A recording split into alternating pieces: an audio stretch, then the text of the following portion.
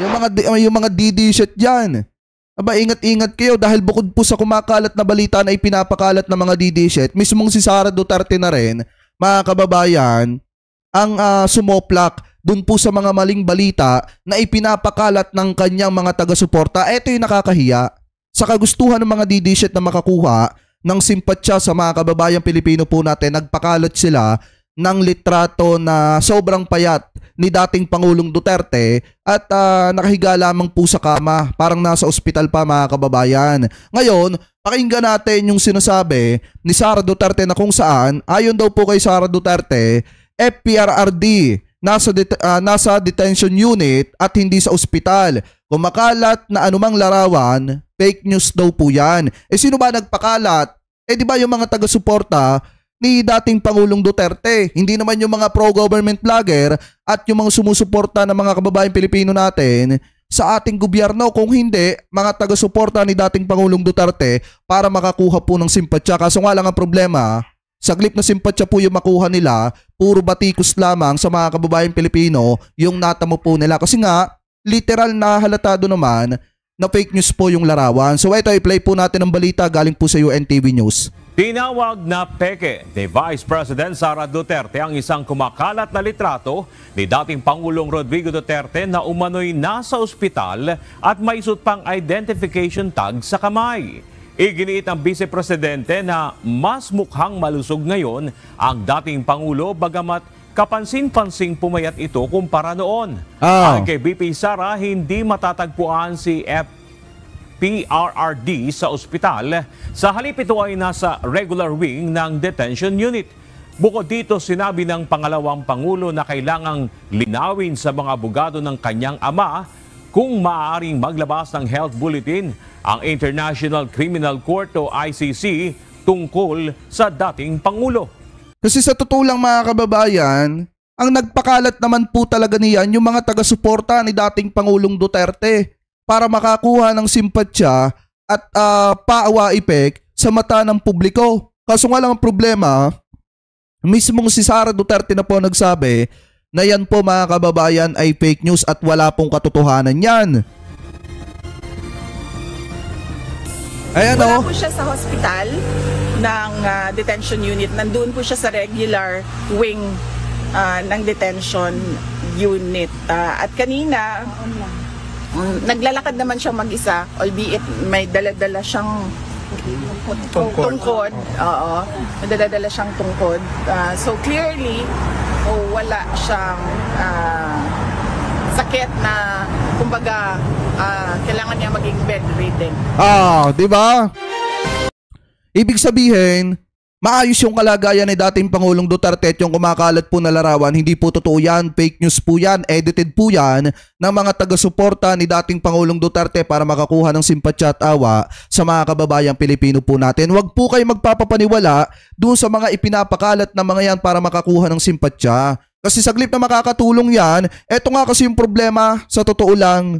Saglit na makakatulong ito, mga kaalyado ni Digong dito kay Digong, hindi po nakakatulong. Nakakasama pa. Bakit? Dahil gumagawa sila ng mga sarili po nilang hakbang, masira lang nila ang gobyerno. Kaso nga lang ang problema, saglit na masisira nila ang gobyerno, bumabalik lang din sa kanila yung mga ginagawa po nila. Biruin nyo, mga kababayan, ha? Unang-una gusto nila palabasin na sobrang sama ng gobyerno ni PBBM, sobrang sama ng presidente dahil nga, mga kababayan, namamayat na itong si Duterte, tinahayaan lang doon. Pero saglit na maawa ang taong bayan, ano yung sinabi ng mga kababayang Pilipino po natin? Fake news yan at gawa-gawa lamang po, wag paniwalaan. Biruin nyo, saglit na maawa ang taong bayan, hindi po nila magawang maawa kasi nga, alam na mga kababayang Pilipino po natin na fake news po yan at gawa-gawa lang ng mga taga-suporta ni dating Pangulong Duterte. Kaya yung mga kababayang Pilipino po natin, konting ingat lamang po sa pagtangkilik sa mga ganyang klase ng gawain. Yung mga katulad nito na kinakailangan gumawa ng fake news para lamang suportahan ng mga kababayang Pilipino po natin. Ano po? Anyway, at ngayon punta naman po tayo dito sa next topic po natin na kung saan, mga kababayan, sa kabila ng mga tampo ni Sir Chavit Singson, tuloy-tuloy pa rin, mga kababayan, yung kanyang pagtiradas kay PBBM. Ibig sabihin, talagang yung pagsasabi niya na hindi niya nasusuportahan ang pamilyang Marcoses, dire-diretso pa rin mga kababayan. So ngayon, pakinggan po natin itong nakita nating balita galing po sa DWIZ 882 na kung saan sabi po dito, Governor Chavez hindi nasusuportahan ang pamilya Marcos. So bakit mga kababayan? Ito, i-play po natin. Anyway, shoutout kay Ma'am Spanish Bread Ayan, thank you po Thank you sa panonood. Mega love shoutout po.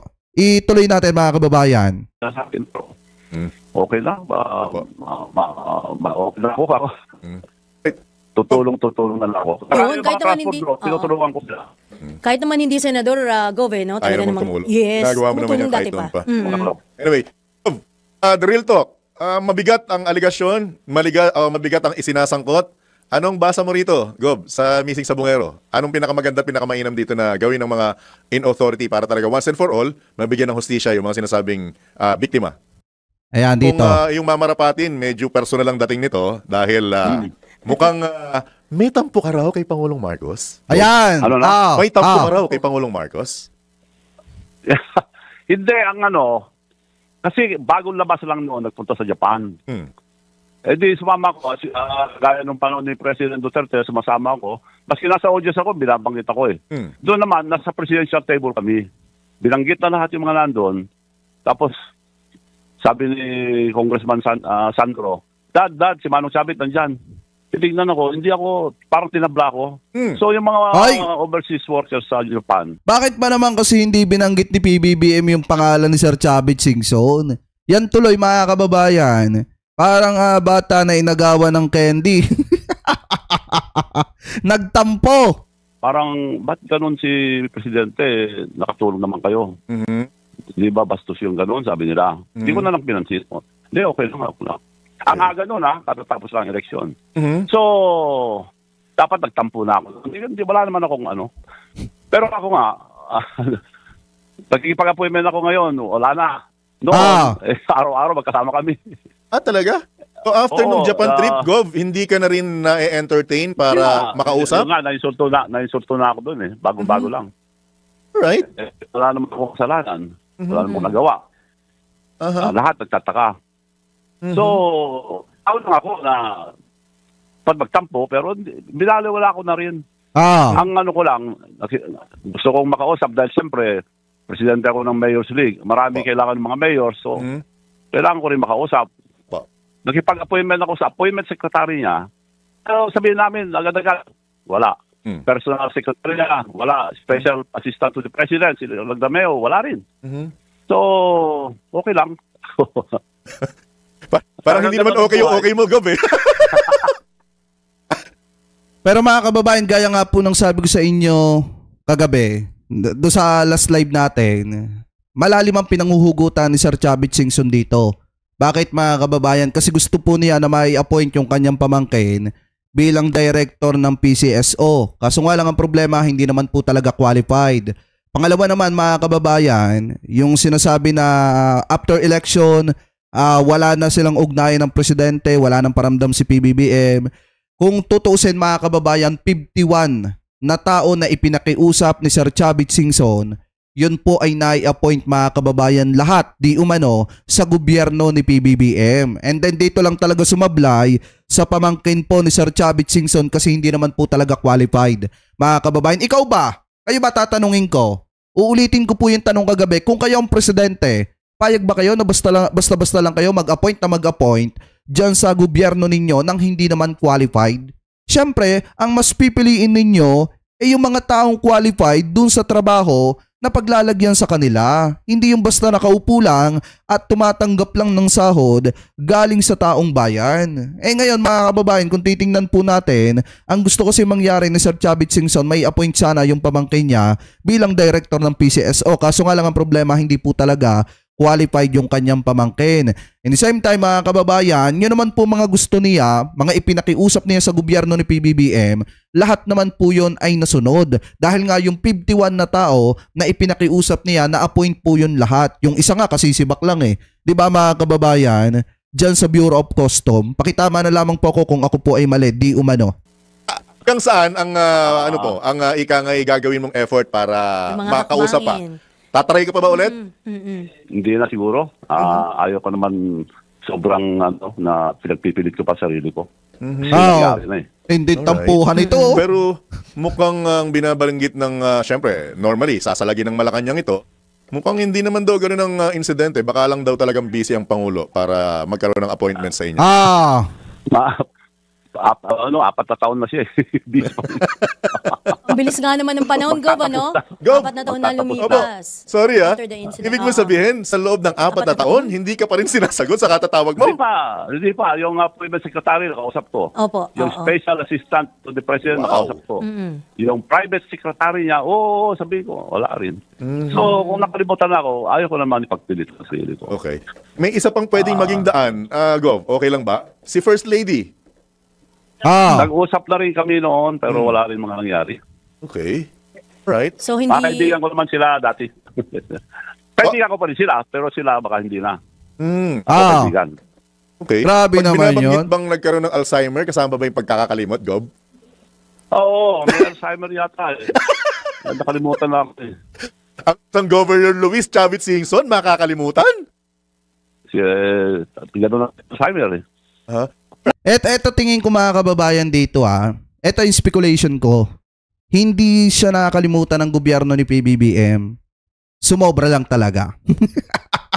Nakuha niyo yung pinupunto natin. Hindi siya kinalimutan ng gobyerno ni PBBM. Siguro sumobra lang talaga yung pakiusap niya. Kasi biruin mo kung ikaw ay tutulong ng bukal sa loob mo, hindi ka naghihintay ng kapalit. Hindi ka humihingi ng kahit na ano pa man pong kapalit.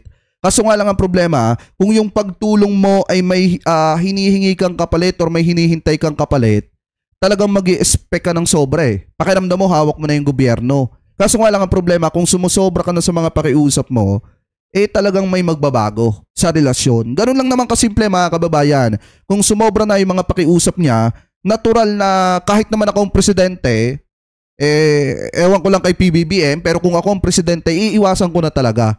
Kasi masyadong sobra na yung mga pakiusap niya, lalo na kung hindi na mga qualified yung mga tao po na ipinapakiusap niya. Nabanggit mo lang si Manong Chavit. Sino ba namang di nakakilala kay Manong Chavit? Alright. Sabi nga Manong Chavit, no? Anyakit din ay apa manan.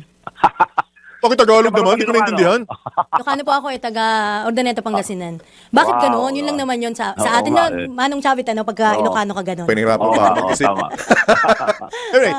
Tama rin po ba itong nabanggit na after the incident, after nung tila pagkakakalimot sa'yo, tama ba na kinote ka na hindi mo na susuportahan ang pamilya Marcos? Ayan. Hindi na. Siya na mismo nagsabi, hindi na po niya susuportahan ang pamilyang Marcos kasi nga, hindi mga kababayan na sunod yung gusto niya mangyari eh. Yung isang tawag mo lang sa gobyerno, pag may gusto kang ipasok, may ipasok mo agad, kahit hindi na qualified. Kung sa panahon ni dating Pangulong Duterte, nagagawa po nila yan, sa panahon po ni PBBM, hindi na. Hindi uobre ang ganyan. Kasi nga, unang-una, paano mo naman tatanggapin yung isang tao na walang kaalam-alam doon sa trabaho na paglalagyan sa kanya? Siyempre, ang kukuhanin mong tao na magtatrabaho doon sa posisyon na bagay sa kanya yung taong may karanasan at marunong dun sa trabaho na paglalagyan po sa kanya. Hindi yung basta-basta lang na porket kakilala mo yung nagpasok, okay lang. Anong gagawin yan dyan pag nakaupo na? Di wala yung magagawa. Saglit na may magagawa yan dahil alam niya yung gagawin niya, wala po yung magagawa kasi nga hindi siya qualified at wala siyang karanasan at alam dun sa trabaho na papasukin niya. Ang problema, hindi lang naibigay sa kanila yung posisyon sa PCSO nang gagalaitin na at biglang ayaw na sumuporta kay PBBM. At sino na po ang susuportahan ng Governor Chavit? Duterte pa rin. Duterte. di ba? Hanggang sa 2028? Ang bilis kausap ni Manong Chavit, Kasi sa panahon ni Digong, one call away, talagang nasusunod yung gusto po niya. Sila nga nila ngayon si Vice President Sara. Yung issue dyan, yung confidential fund, lahat yan, pati presidente may confidential fund. Apo. Hindi ino-audit yan dapat. Ba't siya ino-audit? Right. Confidential nga yan eh. Lahat.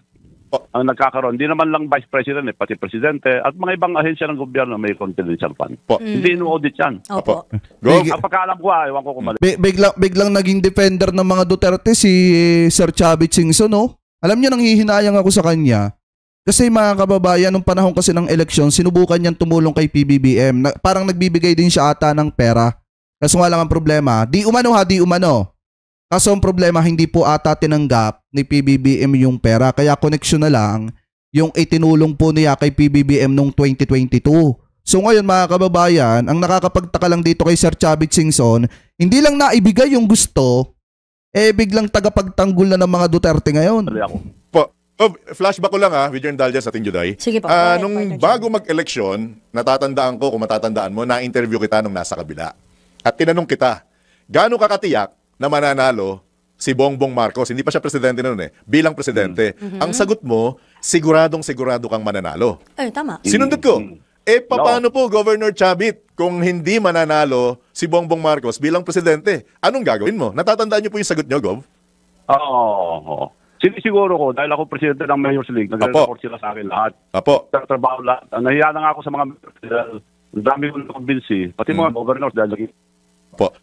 Pero kung matatandaan nyo or nakalimutan nyo, Governor Chavit, nung tinanong ko sa inyo na paano pag hindi nanalo si Bongbong bilang Marcos, ang sinagot nyo, mawawala ako sa Pilipinas. Aalis ako sa Pilipinas. Di po ba? Ngayong nakalimutan ka, ano nang gagawin mo? Yun nga masaklap doon. Alright. Okay. Baka naman, Manong Chavit, pwedeng time heals all wounds. Tama. Late pa naman siya. Hindi, Manong Chavit naman matulungin. I think it's too late na dahil patagal na. Kumbaga sa taong may diabetes, mahirap nang maghilom ang sugat. Tama ba yung Governor? Oo. Diba? Tama yan. Okay. Pero may isingit lang ako kasi Manong Chavit, 'di ba, tinutulungan niyo nga yung transport sector na yung sa modern jeepney, no? So paano pa rin po yung tuloy-tuloy pa rin naman po yung pagtulong ninyo? Manong At pinakamura yung binigay ko. Bago ako nag-withdraw sa pagtakbo ng senador, pinangako ko sa kanila na hindi ko sila iwanan. Pero matagal ng program ng gobyerno na hindi matuloy-tuloy dahil mahal ang pagbenta. Ngayon ako at cost ko binigay, ayaw kong kumita. So may meeting ulit kami sa 14 para ma-finalize lahat sino yung maunang kukuha. Dahil nagandaan naman sila sa prototype na nagawa namin. Kaya lang hindi yung asosyo ko sa Korea dahil murang-mura. Kasi ang benta namin sa Paraguay, 2.5 million. Dito sa mga jeepney. Sabi ni ano napansin nyo sa newscaster sa newscaster. Wala tayong magagawa. Kita nyo naman yung pagiging biases mga kababayan Siyempre, Chavit Singson yung kausap niya dyan. Natural mga kababayan, yung mga tanong niya dyan, talagang papabor doon sa ini-interview. Pero para sa akin kasi mga kababayan, yung sinasabi ko kasi totoo lang yun. Doon lang tayo sa totoo. Na siya, sa bibig niya na mismo nang galing, kaya sumama yung loob niya kay PBBM kasi nga yung pamangkin niya gusto yung pagiging director or gusto niya mapalagay bilang director ng PCSO. Kaso ang problema, hindi naman po kasi qualified. Paano mo ilalagay yun doon? Tapos ito pa mga kababayan, take note kaya yung mga banat ni Deo Macalma or nilakay Deo Macalma kay PBBM ay panay-panay noong mga nakaraang araw kasi nga yung anak niya gusto niya ring ipa-appoint sa posisyon sa gobyerno. Kaso ang problema, hindi daw din po qualified. Sa Pilipinas, 1.2. Lahati lang. Oo, halos ko lahat. Binaksak ko talaga ang presyo. Sila naghanap noon. 3 million nakita namin, sabi nila. Pinakamura na yon sa Korea, Japan. Tsaka mga kababayan, take note. Pag nananaginip tayo, nagkakatotoo yun. Kung ano yung sinasabi natin dito, talagang nangyayari yun mga kababayan. Korea, China, Pilipinas, 3 million pinakamura. Pwede bang bilhin namin ng 2.4, sabi nila sa akin. Happy pa kayo kung ibigay ko 2.4, happy kami dahil yung pinakamura, sabi nila. Pero binagsak ko ang presyo dahil ayaw ko kumita. Tulong ko talaga yun. Kaligayahan ko lang tumulong kasi. Ang tanong, tuloy pa ba yun? Yung tulong na yun. Ngayong may tampo na siya sa presidente. Kaya matagal na yan. Walang makagawa niyan kung ako lang. So binagsak ko ang presyo. Alright. Yun. So, lugi nga lang ako. So tuloy pa rin Tuloy pa rin yung proyekto kahit na. Alright. Very good. Tuloy. Buti naman. Inaapil lang namin ang mga ng gobyerno dahil hindi sila, wala yung ruta nila, gobyerno magsasabi ko sila saan sila tatakbo. Kaya hindi rin happy yung mga ibang drivers dahil kinukuha ang prangkisa nila, consolidation. Right. Yung consolidation dahil kinukuha yung mga prangkisa nila. Gov, bilang panghuli with your indulgence, kung nakikinig po sa atin ngayon si Pangulong Ferdinand Marcos Jr., ano po mensahe niyo sa kanya, Gov? Yan. Well, sana, pagbutin niyang paglingkod sa taong bayan, baka may pag-asa pa na maging successful siyang presidente. Dahil sa ngayon, talagang wala nang wala siya, sa ako, walang isang salita si President Marcos. Grabe naman yun. Yung importante dyan pag nagsalita ka, dapat gawin mo. Hindi yung dalawa. Like for example, yung ayaw ko impeachment. Pinapapura sa Congress ang impeachment. Parang dalawang salita yun Hindi tama yung ganon. Kumbaga dapat pag sinabi Sabi ni Chavit Singson, wala daw isang salita ang presidente, mga kababayan. At ang halimbawa daw po dyan, yung sinasabi ng presidente na ayaw po niya yung impeachment, pero pinapaapura daw po niya sa Kamara de Representantes. Ngayon, mga kababayan, sa atin kasi, maliwanag naman po, umpisa pa lang, ang stand ng presidente ay hindi siya makikialam sa impeachment trial ni Sara Duterte or impeachment ni Sara Duterte. At yan naman po ay napatunayan ng presidente. So hindi na naman po kasalanan ng presidente kung yung mga hindi niya po kaalyado ay nag-file ng mga article of ng mga impeachment complaint laban po dito kay Sara Duterte. Hindi na po kasalanan ng presidente yan. Ngayon, doon naman po sa sinasabi ni Sir Chavit Singson na walang salita si PBBM, siguro dahil nga hindi napagbigyan yung gusto po niya.